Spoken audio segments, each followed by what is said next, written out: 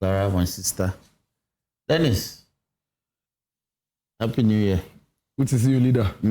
I haven't seen you in the whole year. No, because you're a big man. I can't see you just like that. You are on a rampage. We are building Ghana. Digging your own records. We are building Ghana. We are building Ghana. To offset the good things we are doing. We are building Ghana. Good morning to you, Samson. Good morning to my people in Southern Pekik-Palik-Bebetongo. Samson, I think the plot appears to be lost on Dennis. Look, Professor Frimpong Boateng, let me start with him. A whole program was set up. And Frimpong Boateng headed that program. He brought a report as to the kingpins who were, as it were, the dons of galamsey activities. Reported on it, according to him, submitted it to the president. No action was taken. The report was concealed for nearly 2 years until he himself came out to speak to it. So this attempt to bastardize the current processes that are ongoing, to deal with this menace that all of us agree it's become a developmental problem, is improper. Something, if the galamsey, you see, galamsey is an euphemism. It doesn't convey the level of devastation that is ongoing, the denudation, the level of denudation that's ongoing. You know, two things are happening to our environment. First, we are depleting the forest cover by cutting down timber stock. Huge trees, we are depleting that at a very faster rate. And then now we are digging the grounds, the red earth. When you are in a flight from Abidjan, that is where you see the extent of the degradation in our country. So, having taken over power in January, we moved swiftly into action. What did we do? We are saying that this matter, we need to regularize the activities. Regularize the activities of the small-scale miners. What they did and called it small-scale mining regularization couldn't check galamsey. Because you have to be issued with license, you have to do all that, and the people were not ready. So community mining has been introduced as an alternative. What does that entail? It entails the involvement of everybody in a regulated environment. An area will be determined as a community mining area, and people will have plots to mine. When it is done, then there is reclamation. Reclamation is done, and then the area is planted, the environment is restored. But the community mining will not be conducted along water bodies. You didn't do that. So there's a vast difference between what we are doing presently and what you did. So the formulas are not the same. 2, you introduce water guards. Yes, I agree. But your water guards were chased out by persons who were armed. They were armed to the teeth. Your water guards were not armed. We have varied that formula. Our water guards are armed. The blue water guards, they are armed. And as we speak, just last weekend, they conducted operations and drove away arm-bearing groups who were mining in some areas that they are going to enter. So you speak of areas like the Anyuafutu Forest Reserve section of the, what is it called? The forest areas around the Jamira and the Anyuafutu Forest Reserves in the Ofin shelter bed. They went to work in those areas. They are working around Boli and that stretch all the way to Hamle area. And every day they go around and check they check galamsey activities. So burning of excavators that you did, You didn't just burn excavators. You actually brought, according to Amau, we brought over 500 excavators to Accra and parked them at an area between Medina Old Road and Adenta, that stretch, that aviation open space, open land. The excavators have all vanished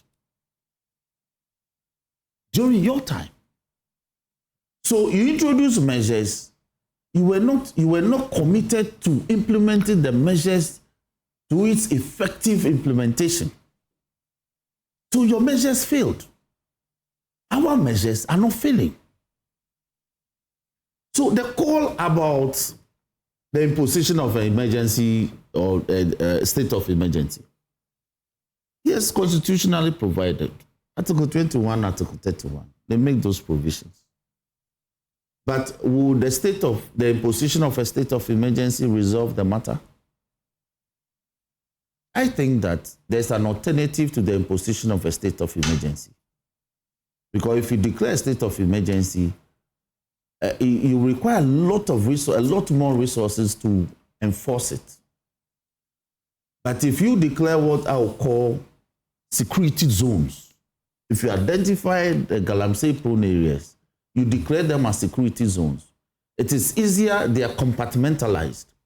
It's easier to mobilize policemen as well as military men to now guard those areas to prevent persons from entry. Then you also will take proactive steps to go in and reclaim the degraded environment and restore the water bodies.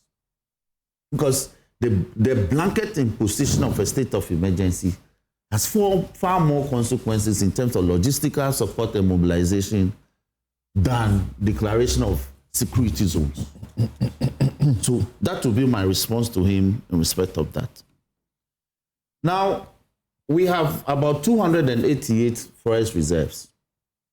Out of that, about 44 have been degraded.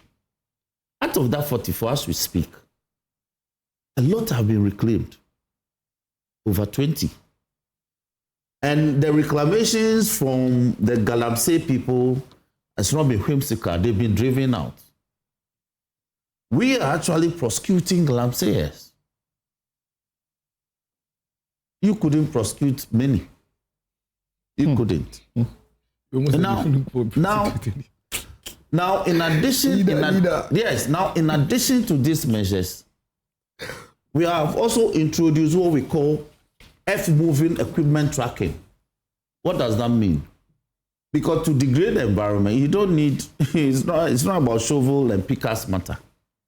You need very heavy earth-moving equipment. And an earth-moving equipment is an equipment that is monstrous. So they are imported. Who are the people who import these earth-moving equipment like excavators? If you are not a road contractor or into very major civil engineering projects in the country, why would you bring in an excavator? For what purpose? Or you are not into mining, licensed, registered heavy mining company. So far, about 1,200 excavators are being tracked, or they've been fitted with tracking equipment. So where the excavator moves to, it is tracked, it is checked. Those that are in the wild and they are not licensed for the purpose for which they are supposed to be done, they are being confiscated. And those who have legitimate reasons to bring in the excavators that are presently at the port, in conjunction with the Ministry of Transport, the GRA, the Customs Division, as well as the Ministry of Communication, some policies have been put in place to fit all these new ones with tracking machines or equipment, so that they are not transported to galamsey or our forest areas for purposes of degradation. Then in addition to this is the menace of chamfan, this Chinese machine called chamfan. The task force is also tracking the chamfan and destroying them. And then we're also checking the importation of this chamfan. Because even though it serves as a generator in some communities, They are not brought in as generators. They're actually brought in at water sapping, soil sapping, fine soil sapping machines that aid them in the galamsey activities. So these are some of the clear-cut measures. All right. So, my brother, we must commend government for the efforts that we are putting in place, very proactive measures to check galamsey. I am an environmentalist, and as a person who takes keen interest in geography and tourism, degradation of our green forest belts is actually hurting our tourism potentials because they are destroying tourist, very beautiful tourist attractions. So before you get into that,